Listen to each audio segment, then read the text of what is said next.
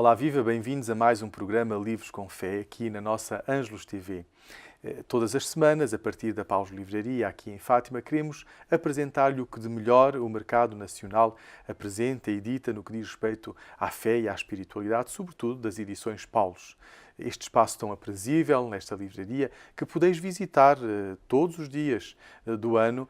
Encontramos-nos mesmo atrás da Basílica Nossa Senhora do Rosário de Fátima, na Rua de São Vicente de Paulo. Temos aqui um belo espaço e, sobretudo, também quem vos possa atender e aconselhar sobre aquilo que procurais e uma grande variedade de livros, de artigos religiosos e alfaias litúrgicas que podeis encontrar neste espaço.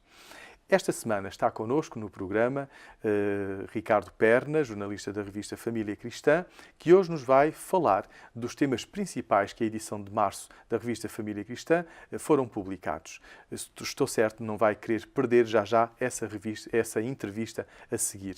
Continue connosco, pois, para além desta entrevista, teremos mais novidades para lhe apresentar.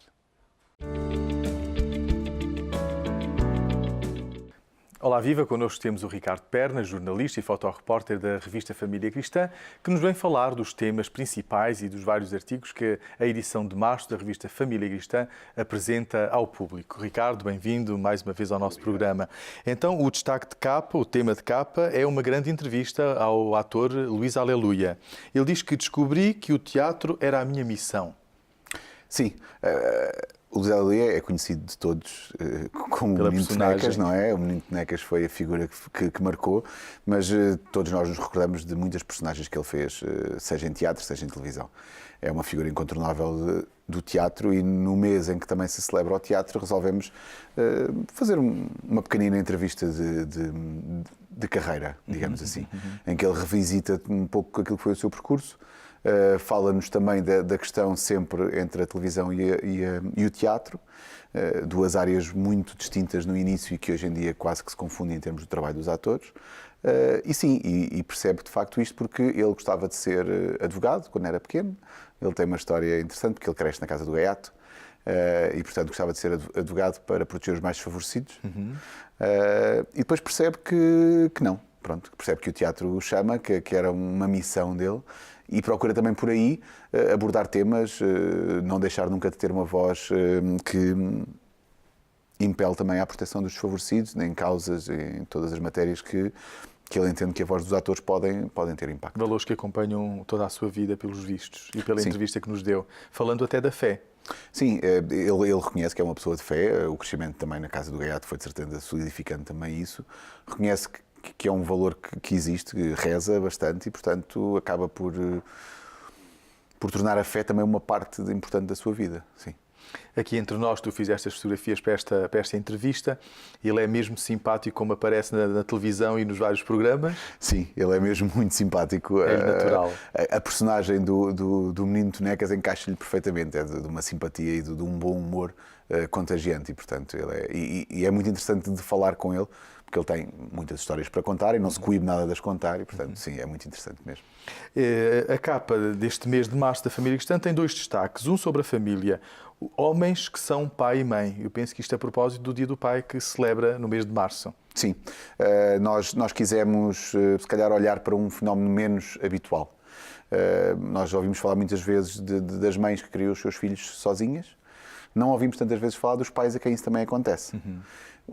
Uma das razões é porque serão muito menos, não é? Mas outras razões é porque, de facto, tem-se falado pouco. E nós fomos à procura de pais que se viram obrigados a criar os seus filhos sozinhos. Portanto, neste artigo há exemplos concretos e testemunhos concretos. Sim, nomeadamente, portanto, alguém que ficou com os filhos porque a esposa faleceu e um outro testemunho que foi fruto de uma separação. Foi o pai a ficar com a criança. Não é muito habitual, mas ficou e, portanto, são dois exemplos muito diferentes, mas de alguma forma espelham também este desafio que é criar filhos sozinhos, principalmente para pais, porque nós todos concebemos mais a mãe a ficar com os filhos, nem sempre os pais, e, portanto, acaba por ser aqui um olhar novo sobre uma problemática que existe. Quem sabe se estas situações não possam inspirar depois também as mães e os casais na educação dos próprios filhos. Sim, sem dúvida. Os desafios que os pais passam serão certamente muito parecidos também com os das mães solteiras e também com os das famílias, mas acho que esta noção das dificuldades que existem também pode de alguma forma, e mesmo até dar atenção que se tem que ter aos filhos, a importância do pai e da mãe, porque nenhum destes testemunhos ficou por opção. Claro. Não é? E, portanto, percebe-se que, de facto, aqui há uma importância muito grande, tanto do pai como da mãe, e são famílias também, e, portanto, são formas de viver em família que é importante conhecer. Outro destaque tem a ver com a sociedade, que é o assédio no local de trabalho, e não se fala neste artigo só de assédio sexual. Não, fala-se de uma legislação sobre assédio, que é mais abrangente do que o assédio sexual, que tem a ver, muitas vezes, até com um assédio psicológico, quando falamos de situações mais complicadas no local de trabalho ou quando se pretendem precipitar despedimentos, portanto, há toda uma série de assuntos relacionados com o assédio, que é importante e que a nova legislação vem de alguma forma esclarecer e criar novos mecanismos para facilitar a denúncia de situações. Portanto, sabemos também, e aparece no artigo, que as denúncias são poucas, porque as pessoas não acreditam ou porque de facto se sentem muito ameaçadas e têm a sua vida para pensar e, portanto, acabam por muitas vezes optar por não denunciar com medo das represálias e, portanto, é uma temática que existe, muitas vezes escondida, outras vezes também tratada de alguma forma um bocadinho exagerada, porque depois também se procura encontrar assédio em tudo o que é uma relação ou de pessoas, gestos simples e, portanto, compreender tudo isto é importante e foi por isso também que fomos à procura também das novidades que esta lei nos traz. E este artigo ajuda nesse sentido. Gostava que nos falasses do editorial e da foto do mês. Sim. Bom, que tem um tema em comum. Março marcam os 5 anos do pontificado do Papa Francisco. Nós dedicámos, portanto, o nosso diretor dedicou o editorial a falar sobre isso, dedicámos a foto do mês ao Papa como forma simbólica. Portanto, não há nenhuma novidade em relação aos 5 anos do Papa Francisco, mas há o facto de serem 5 anos de um pontificado. Porque ele é uma contínua novidade. Sim, são 5 anos de um pontificado que tem, ao seu jeito, marcado a atualidade da Igreja e a atualidade do mundo. E, portanto, é um olhar que não queríamos deixar passar. De facto, são 5 anos. O Papa Francisco tem sido um Papa, lá está, especial no seu jeito, não é? Como todos os outros foram, mas na sua especificidade. Tem tido um percurso muito coerente. Eu recordo-me que as palavras ainda que o saudoso Padre Sassi me disse na altura de tomada de posse do Papa, que ele era um homem de consensos e muito próximo das pessoas. E nós temos visto isso. Às vezes até com alguma polémica à mistura, todas as práticas dele têm sido sempre no sentido do consenso, nunca no sentido da imposição, de uma posição de Papa privilegiada em relação ao resto da Igreja. Ele leva o lema do primus inter pares muito a peito e, portanto, tem procurado sempre esses consensos. E isso tem sido uma marca constante no pontificado, pesa algumas polémicas e alguns assuntos complicados com que ele tem de lidar, e que, de alguma forma, também esta sua estratégia de procurar consensos tem proporcionado também, porque tem riscos, obviamente. E em Nacional diz que em Ferraria de São João, no concelho de Penela, a população tomou medidas contra os incêndios. Que medidas são estas? Sim, nós ouvimos falar muito dos incêndios, ouvimos falar muito da ajuda imediata que se estava a prestar às populações. Nós resolvemos fazer a coisa de uma forma um pouco diferente. Nós fomos mais fundo do que isso. Mais do que ajudar no imediato, que é uma ajuda necessária e muito válida, nós fomos procurar um caso, até agora de sucesso, portanto, com um caminho feito de prevenção.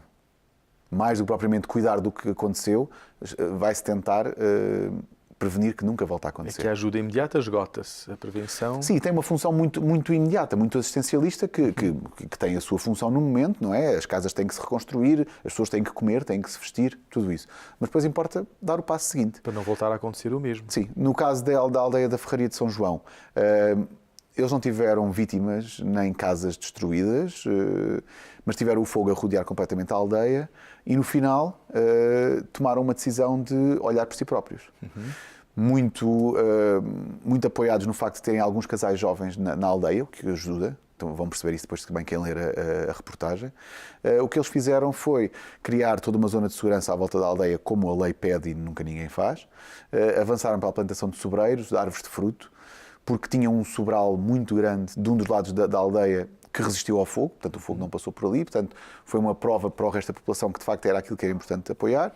Conseguiram juntar-se, conseguiram fazer uma tarefa que eu imagino que seja hercúlea de juntar os 78 proprietários dos 255, se a memória não me falha, terrenos que rodeavam, que constituíam o redor da aldeia, conseguiram constituir todos à volta de uma associação de moradores que eles já tinham e conseguiram que fosse um movimento único. E isto trouxe-lhes muitas vantagens. Portanto, eles arrecadaram a madeira toda, venderam a madeira queimada, recuperaram o terreno, voltaram a plantar sobreiros, com a ajuda de muitos voluntários que lá foram. Portanto, estão a preparar, de facto, um caminho que lhes vai, no futuro, aliviar muito esta questão e afastar de vez a problemática dos incêndios de lá. Portanto, é um exemplo que, infelizmente, e realisticamente pode não ser passável para todas as aldeias, porque lá está, eles têm ali muitas pessoas novas e há muitas aldeias que têm pessoas muito idosas que não compreendem muitos dos procedimentos burocráticos, não estão capazes para tudo isso. Ali isso existia e eles fizeram por isso. E é um exemplo muito bom de um caminho que pode ser seguido por muita gente. Que interessante. E no internacional fala-se do Brasil. Sim. Que análise faz o Rolando? Sim, portanto, o Brasil é um caso muito complicado. Estamos a falar de Lula da Silva, portanto, antigo presidente, que é de novo candidato à presidência, mas que está às costas com um processo judicial que já o levou a ser condenado por corrupção. Um processo que ele contestou e que está em recurso, mas que está para se conhecer o recurso, que pode inviabilizar a sua candidatura, mas por outro lado há muita população que lhe dá muito crédito porque ele foi o presidente que conseguiu desenvolver mais o Brasil na altura em que ele era presidente e, portanto, há um embrulho que é muito difícil de desembrulhar ali. E, portanto, os próximos tempos vão ser muito complicados porque a contestação está nas ruas e não vai ser muito fácil gerir a questão política porque a corrupção é um problema que o Brasil sempre teve, que se tem tornado mais clara porque tem sido mais denunciada, mas que nem por isso tem acabado. E, portanto, vão ser tempos muito complicados para perceber aqui como é que tudo isto vai correr. E na Igreja, a nível da temática de Igreja, diz que os roubos de arte sacra diminuíram em Portugal.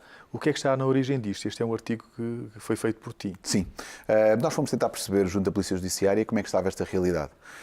Sendo uma realidade que preocupa, é uma realidade que felizmente tem vindo a diminuir por causa muito das redes sociais e da internet. As novas tecnologias ajudam nisto. Sim, por um motivo muito simples. Aquilo que o inspetor-chefe da PJ desta equipa de Lisboa me explicou era exatamente isto. Antigamente, os quadros roubados, as peças roubadas, eram vistas por 3, 4, 5 pessoas e eram compradas e passavam à clandestinidade ou a coleções particulares.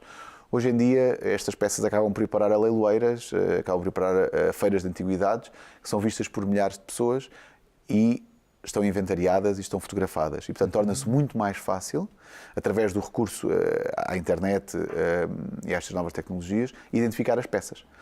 E, portanto, muitas vezes aquilo que a polícia faz, o que é muito interessante, é, não tendo indícios no terreno, portanto, ele usa mesmo o exemplo das séries e dos filmes, portanto, não existem tantos indícios como eles conseguem descobrir no virtual, na ficção. Portanto, o que eles fazem muitas vezes é ao contrário. Eles são muito atentos ao mercado, conseguem encontrar as peças quando elas estão a ser transacionadas e vão daí para trás. Vão buscar quem transacionou, que vai buscar o outro e descobrem finalmente. Um trabalho de pesquisa mesmo policial. Sim, e é muito interessante porque eles depois também referem uma questão importante que é em relação aos bens culturais, não só a arte sacra, mas em relação aos bens culturais, é a única área de intervenção de roubo em que a PJ entra, porque de resto a GNR e a PSP cuidam dessas ocorrências, mas porque eles têm um objetivo muito específico. Ao contrário dos outros roubos, seja do que forem, que o importante é apanhar os culpados, e se não se recuperar os bens roubados, pois pronto. Aqui não. Há tanta preocupação em recuperar o bem, o património, como em capturar quem o fez.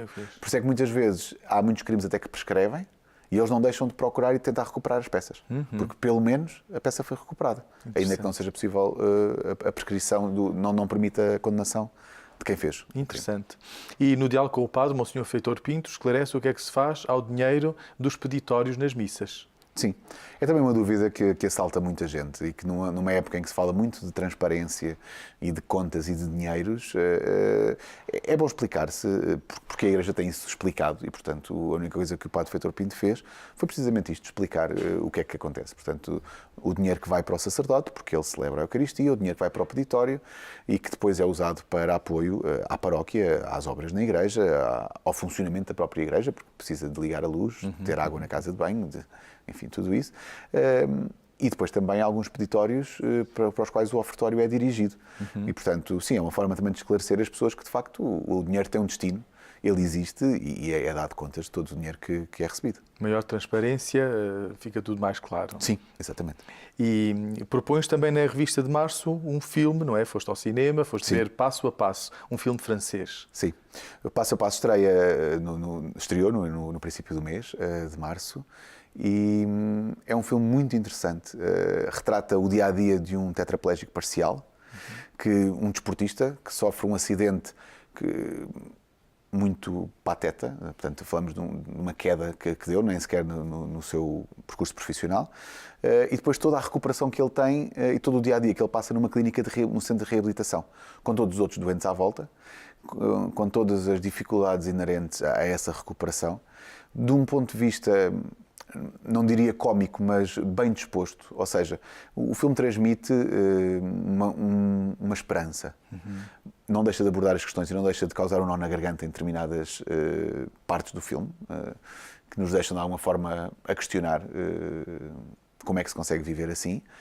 Mas tem sempre um ponto de esperança, porque há sempre um apoio, há sempre algo a que nos agarrarmos para melhorar e, portanto, todo este percurso de recuperação que o Benjamin, que é a personagem, vai desenvolvendo, é muito interessante porque toca muitas áreas que de alguma forma vão tocando as pessoas que padecem desse problema. Portanto, é uma visão muito realista. O trailer, quando nós vemos, portanto, a apresentação, parece quase cómica, mas depois vamos a ver o filme e, de facto, isto é um registro bem disposto, mas de um problema muito sério. E, portanto, acaba por ser um filme muito bem conseguido e acho que é uma boa proposta.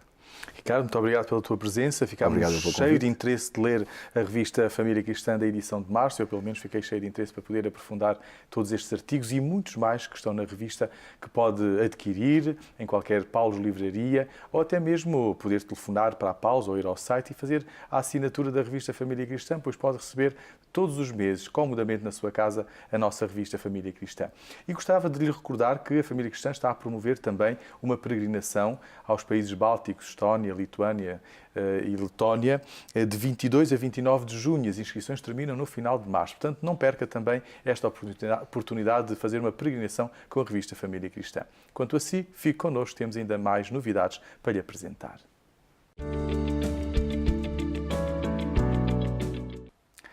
Chegou o momento de lhe apresentar várias sugestões de leitura, porque estamos no tempo da Quaresma, um tempo propício para a celebração da Via Sacra, de uma forma individual ou de uma forma comunitária. Sim, porque a Via Sacra pode ser celebrada também de uma forma pessoal. Se não temos oportunidade ou ocasião ou tempo de a celebrar comunitariamente na paróquia, podemos fazê-la e celebrá-la e rezar ao Senhor percorrendo os passos do caminho doloroso que o levou até à cruz, até à crucifixão. Então, para já, duas sugestões de Vias Sacras que lhe quero apresentar. Esta mais recente, editada pela Paulos Editora este ano, chama-se Via Sacra com um Desconhecido, do padre Carlos Pinto, com ilustrações de Mário Linhares. Trata-se de uma via sacra com belíssimas ilustrações e um texto bastante intimista.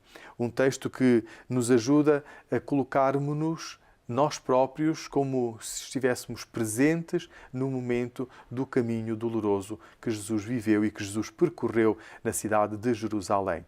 Por isso as ilustrações acabam por ajudar-nos a ver a Via Dolorosa do alto, como se estivéssemos num drone a ver todo o caminho que Jesus percorreu de alto para baixo, e os textos ajudam-nos a entrarmos na paixão do Senhor em cada estação, naqueles passos que Jesus deu em direção ao momento culminante desta via sacra, que é o momento da sua morte e depois deposição da cruz e colocada no túmulo. Então aqui fica a primeira sugestão de via sacra. A segunda sugestão chama-se O Caminho da Cruz e é do irmão Efraim, que também ele, de uma forma mais bíblica, apresenta-nos o percurso de Jesus a partir de vários pensamentos bíblicos, mas sobretudo fundamentos do sofrimento que Jesus viveu, mas que já está presente em toda a Bíblia.